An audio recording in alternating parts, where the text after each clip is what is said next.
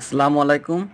এখন আমরা আলোচনা করব লিন্টেল অ্যান্ড ফলস স্ল্যাবের কি বিষয়গুলো চেক দিতে হবে, কি জিনিস মেনটেন করতে হবে।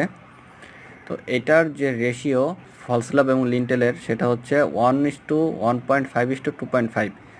তো এই রেশিওটা আসলে দেখা যায় যে সাইডে গেলে 1, 2, 4 এই রেশিওতে সাধারণত করে, কিন্তু এটা আসলে করা উচিত না। কারণ হতে পারে এই লিন্টেল বা ফলস স্ল্যাব লোড নেয় না, এটা হতে পারে। বাট এটা কিন্তু দেখা যায় যে এক্সটার্নাল স্ল্যাব থাকে জানালার উপর, তারপর হচ্ছে বাথরুমের উপর স্ল্যাব থাকে। তো সব কিছু মিলায়ে যে বাইরের থেকে বৃষ্টি যেটা হয়, এই বৃষ্টির পানিটা কিন্তু ওর উপর লেগে আস্তে আস্তে কিন্তু তখন এই কনক্রিটের ভিতর ঢুকে যায়। তো যদি এর কোয়ালিটিটা মেনটেন না করা হয় ঠিকমতো, তখন এর ভিতরে আস্তে আস্তে দেখা যাবে পানি ঢুকে কনক্রিটটা ড্যাম হয়ে যাবে, এর স্ট্রেংথ তখন আর থাকবে না।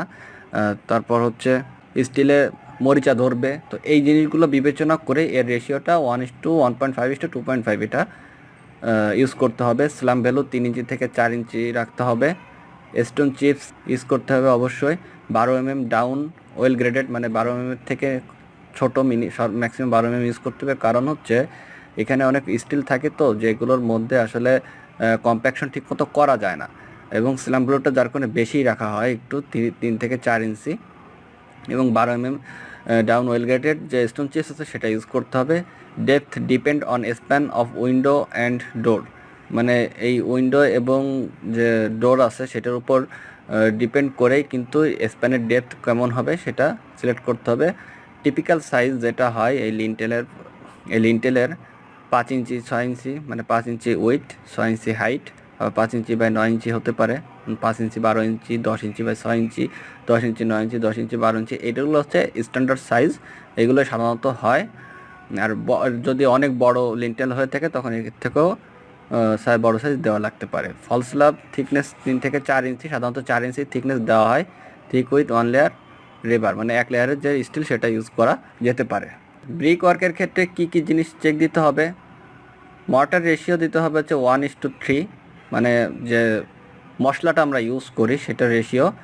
মর্টার থিকনেস দিতে হবে 6 mm at top and bottom, মানে টপে একটা ইটের টপে এবং বটমে 6 mm হচ্ছে এই মশলার থিকনেস দিতে হবে, এবং সাইডে দিতে হবে হচ্ছে 12 mm।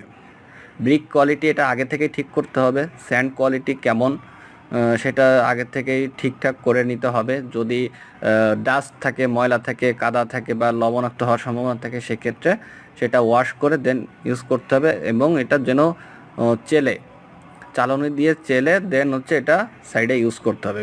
Brick soaked for 24 hours, at least 6 hours and soaking 2 hours before brick work, মানে 24 ঘন্টা ইটটা ভিজায় রাখতে হবে। যদি সম্ভব না হয় অন্তত 6 ঘন্টা ভিজায় রাখতে হবে, এবং কাজ করার পূর্বে 2 ঘন্টা পূর্বে এটাকে পানি থেকে উঠায় শুকাইতে হবে। মানে এটা 2 ঘন্টায় যে পুরোপুরি শুকায় যাবে তা না, এটার সারফেস যেটা ভিজা থাকবে সেটা শুকিয়ে যাবে।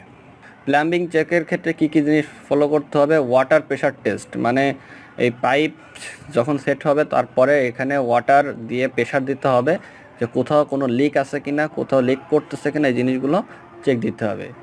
সিপি সিপিভিসি বা ইউপিভিসি পাইপ ইউজ করা যেতে পারে। এটা ইন্ডাস্ট্রির ক্ষেত্রে ইউপিভিসি হচ্ছে নিজস্ব বিল্ডিং, যেটা আবাসিক যে বিল্ডিং, রেসিডেন্সিয়াল যে বিল্ডিংগুলো সেক্ষেত্রে ইউজ করা যায়। দুইটাই ইউজ করা যেতে পারে, তো সমস্যা নাই।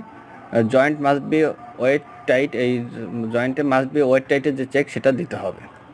প্লাস্টারের থিকনেসটা কত হবে সেটা একটু আমরা বুঝি, যে 6 mm for ceiling and concrete surface, মানে হচ্ছে সিলিংয়ে এবং কনক্রিটের যে সারফেস আছে সেখানে 6 mm প্লাস্টার করতে হবে thickness.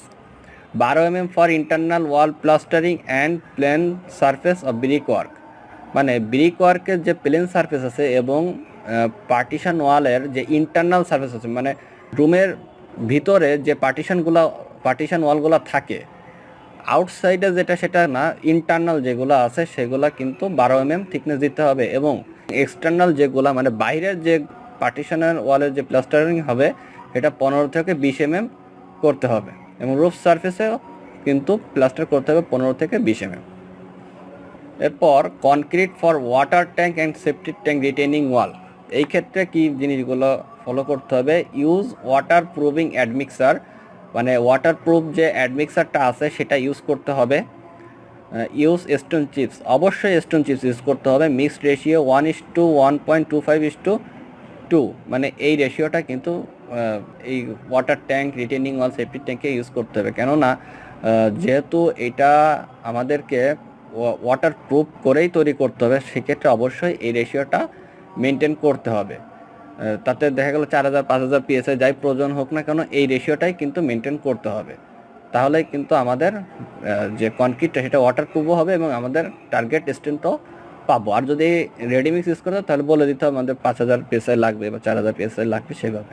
Use water stopper or any chemical at construction joint, মানে কনস্ট্রাকশন যে জয়েন্টগুলো আছে সেখানে অবশ্যই ইউজ ওয়াটার স্টপার, মানে ওয়াটার স্টপার যেটা মানে যে কেমিক্যালের মাধ্যমে ওয়াটার প্রুফ হবে সেটা ইউজ করতে হবে কনস্ট্রাকশন জয়েন্টগুলোতে, কোনোভাবেই যেন ওয়াটার লিকেজ না হয়।